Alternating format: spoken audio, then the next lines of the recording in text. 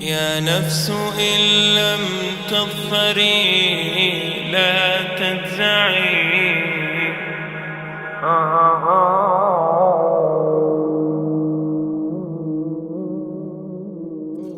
All the praise is for Allah, who is the author of all existence and the most generous to his creation, while he is also the all-compelling.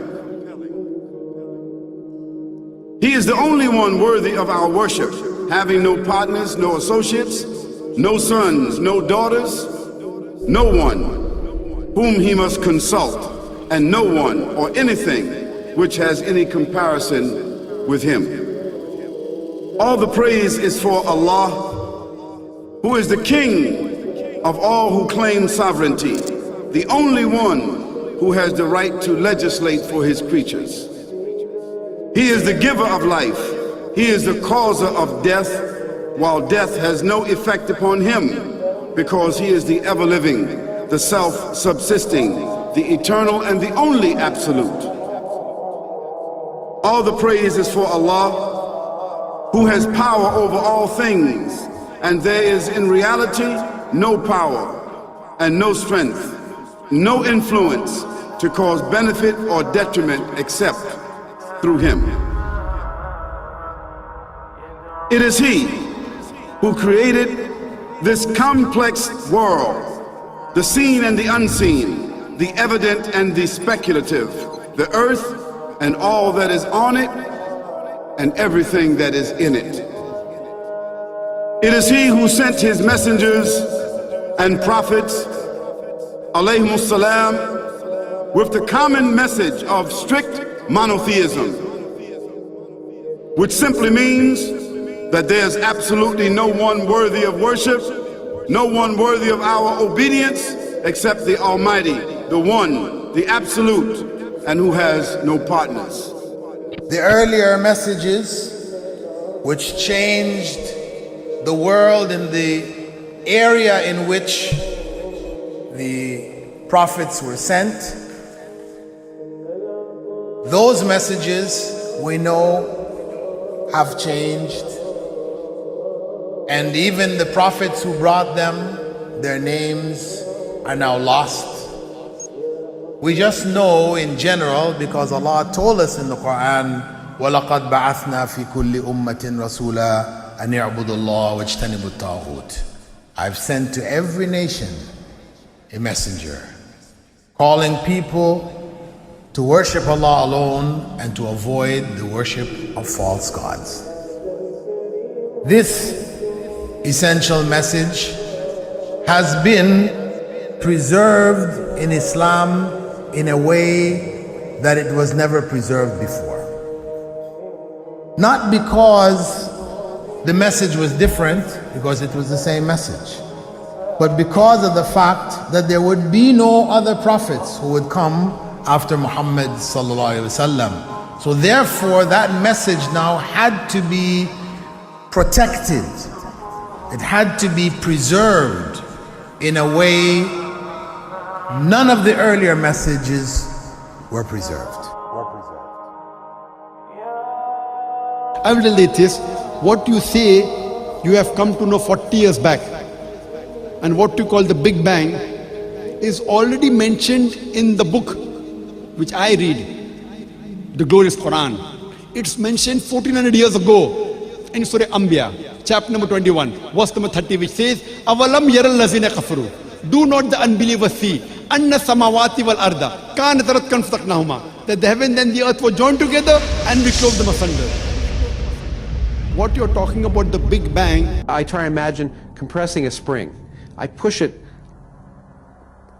closer and closer and closer together so it's smaller and smaller and smaller, and I've stored a tremendous amount of energy in that spring, and when I let it go, it bursts out, it bursts out, it bursts out. The creation of the universe, which you came to know 40 years back, is already mentioned in this book, the glorious Quran, 1400 years ago. Who could have mentioned that in the Quran? So the atheists will say, maybe someone wrote, maybe it's a fluke, maybe it's a guesswork. A human being, regardless of who they are or where they are, or what they do will have this curiosity. They'll want to know, why am I here? How did I get here? And do I have a purpose? And if so, what is it? The only one who would really be able to answer that question would be the Creator himself. If there is a Creator, it would be up to him to tell us why we were created and what he expects from us and what this life is really about. Allah has shown the people from the time of Adam until right now, has shown the people what he wants from them. And it's a very simple thing, and that is that worship be for him alone without any partners. In fact, we know this life to be a test from Almighty God. That's why we're born, and that's why we die, because there has to be a beginning and an end for us to be tested on. The next life, after this life, no one will ever die again. A bad person or a good person. Both are brought back and they continue to live in the next life, either in good shape or not so good shape, depending on how they did on the test. The worship of the God of Abraham, that was what was taught by these prophets. The Lord of the Arsh and Kursi. We're talking about the Lord of the worlds. Alhamdulillah Rabbil Alameen. We're talking about the Lord of the entire universe and beyond. The entire universe and beyond. You know, we live in this dunya and we are fascinated with this dunya which Allah subhanahu wa ta'ala indeed has created in a beautiful manner. We're fascinated. There are over billions of people which live on this dunya at this moment in time. Over 6 billion people that live on the dunya at this moment in time. This dunya of Allah subhanahu wa ta'ala is so big that there is space in this dunya for billions and billions and billions or more people. But what is this dunya in comparison to what Allah subhanahu wa ta'ala has created out there? This dunya is insignificant. This dunya is meaningless to Allah. It means nothing. It is worthless. So worthless, compare it with the sun.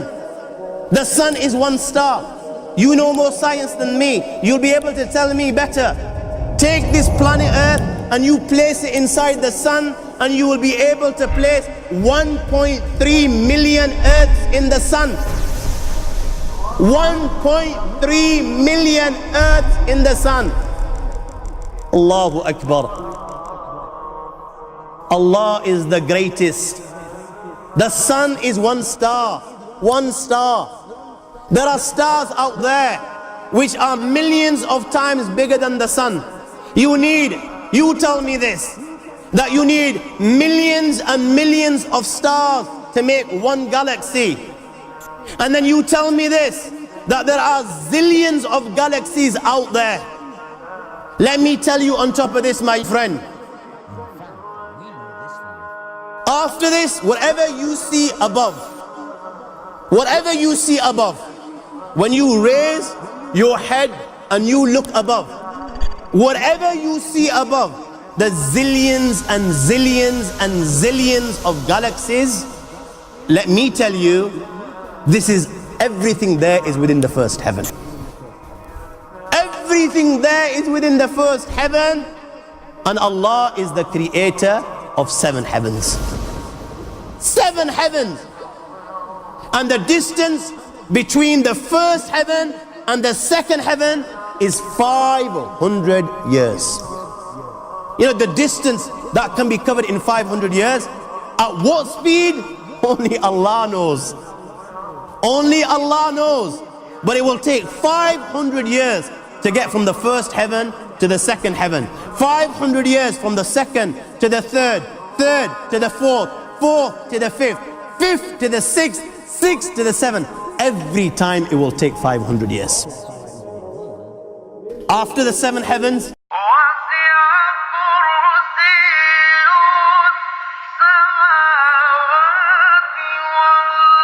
وَسِعَ كُرْسِيُّهُ السَّمَاوَاتِ وَالْأَرْضِ. You all read the Ayatul Kursi. You all know the Ayatul Kursi. After this, you have the Kursi of Allah. You have the chair of Allah subhanahu wa ta'ala. You know these 7 heavens that we've just talked about, in comparison to the Kursi of Allah, they're non-existent. They're meaningless. Rasulullah ﷺ has given an example in a hadith just to give us a little bit of understanding with regards to the 7 heavens in comparison to the kursi of Allah.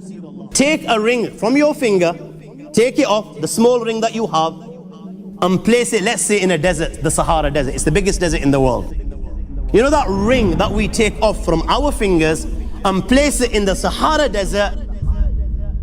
What comparison is in between the ring and the Sahara Desert? Nothing. Nothing.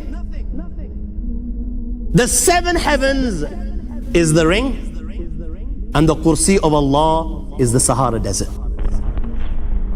After the kursi of Allah, you have the arsh of Allah. وَكَانَ أَرْشُهُ عَلَى الْمَاءِ. You have the arsh of Allah. Again, Rasulullah has explained, so just so that we can understand. Take the ring, place it in the desert. This time, the ring is the kursi and the arsh is the desert. What is the kursi in comparison to the arsh of Allah? Nothing. Then you have angels which carry the arsh of Allah. Their heads are in the 7th heaven and their feet are in the lowest earth. My friends, then you have the Lord of the Arsh al-Kursi. لا تدركه الأبصار وهو يدرك الأبصار وهو اللطيف الخبير. He is beyond the size of Allah, who Allah is, what Allah is. The greatness of Allah is beyond the comprehension of my little mind. This is the being that you and I are messing with. الله لا إله إلا هو الحي القيوم لا تأخذه سنة ولا نوم له ما في السماوات وما في الأرض من ذا الذي يشفع عنده إلا بإذنه يعلم ما بين أيديهم وما خلفهم ولا يحيطون بشيء من علمه إلا بما شاء وسع كرسيه السماوات والأرض ولا يؤوده حفظهما وهو العلي العظيم.